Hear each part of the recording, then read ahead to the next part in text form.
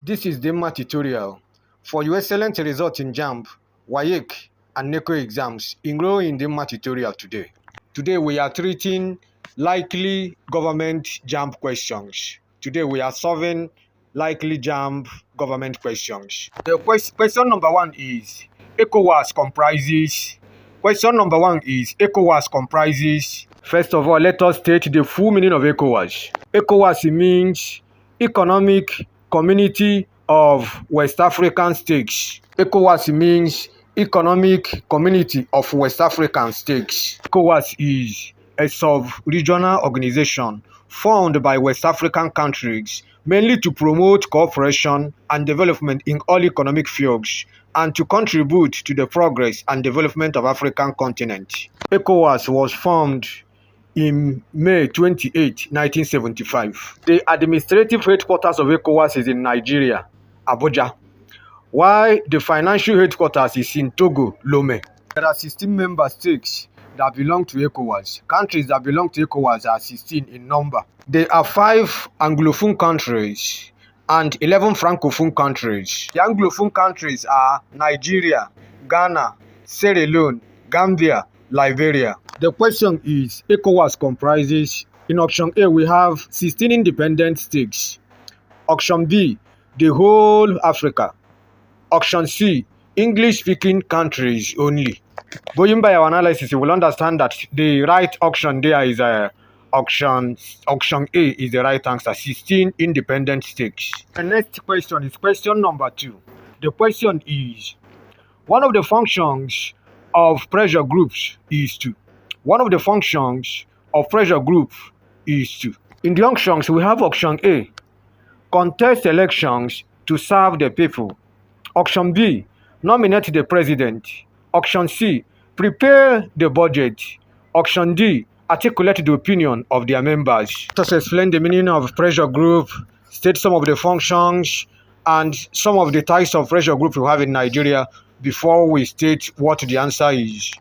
A pressure group may be defined as an organized social interest group formed with the main aims of pursuing its interests and influencing government policies to the benefit of its members, but not attempting to control government machinery directly by contesting elections. Pressure groups use persuasion rather than coercion in achieving their aims and do not field candidates to contest elections in their name, but may give material and moral support to political parties, like what happened in 2023 presidential election, where a pressure group in Nigeria supported a candidate of the Labour Party. Types of pressure groups. Have an economic pressure group. A good example of economic pressure group are employees union, trade union, agricultural and industrial, chambers of commerce. They are good example of an economic pressure group. The next one is occupational pressure groups. These are formed by workers who belong to the same occupation in order to protect their occupation and the interests of their members. A good example of the occupational pressure groups in Nigeria are Nigerian Union of Journalists, Nigerian Union of Teachers, Railway Workers Union, etc. Another type of pressure groups is professional pressure groups.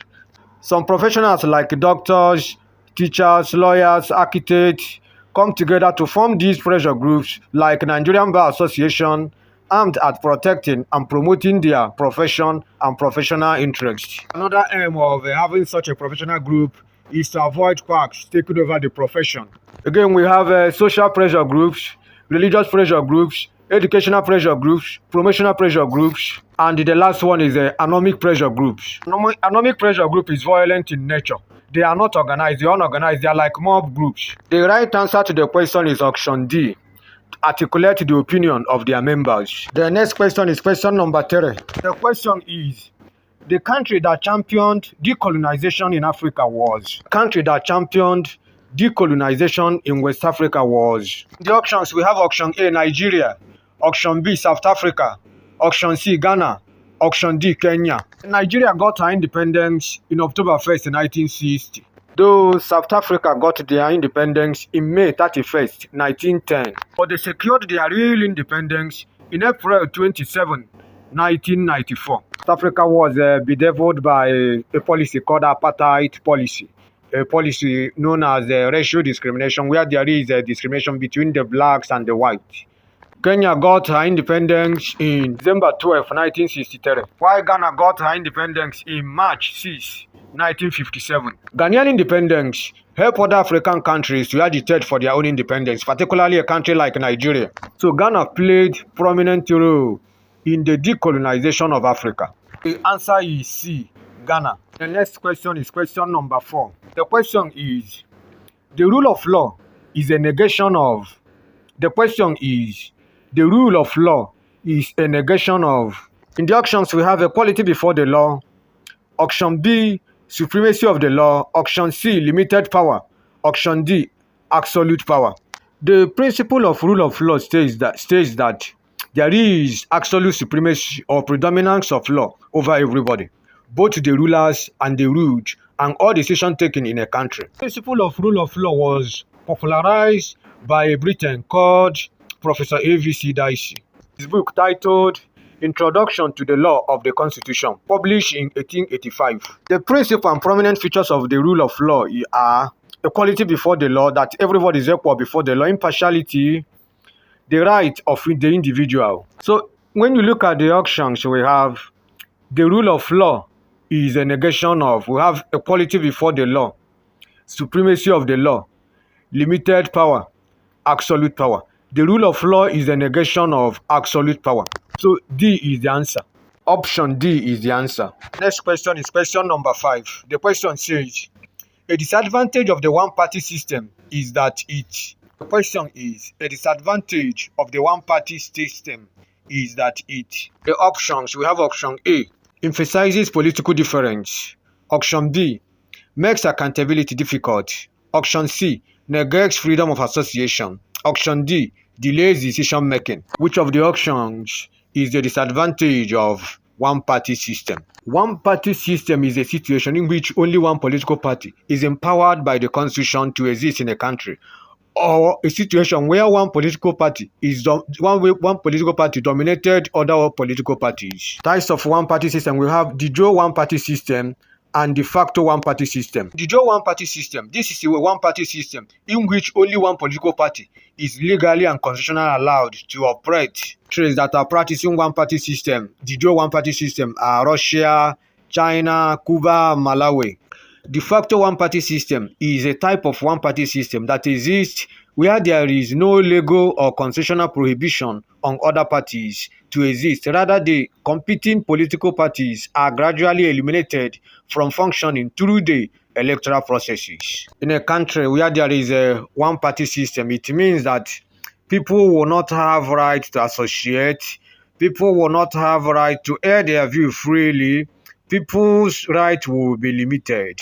Country that practices one-party system, there's nothing like delay in decision making. Rather, they will be fast in decision making. The right answer is option C.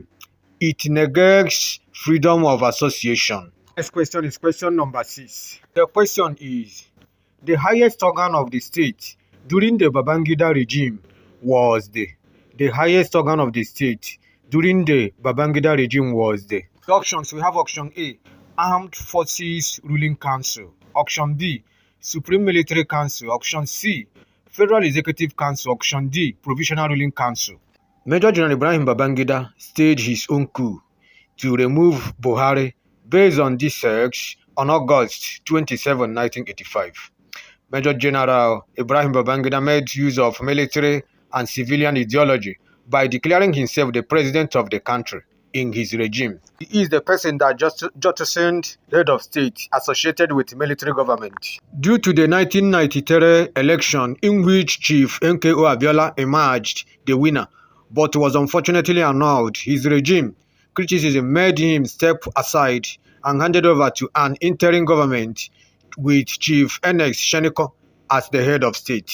During Babangida's regime, the highest lawmaking body then was Provisional Ruling Council. Option D is the right answer. Provisional Ruling Council. Option D is the right answer. Provisional Ruling Council.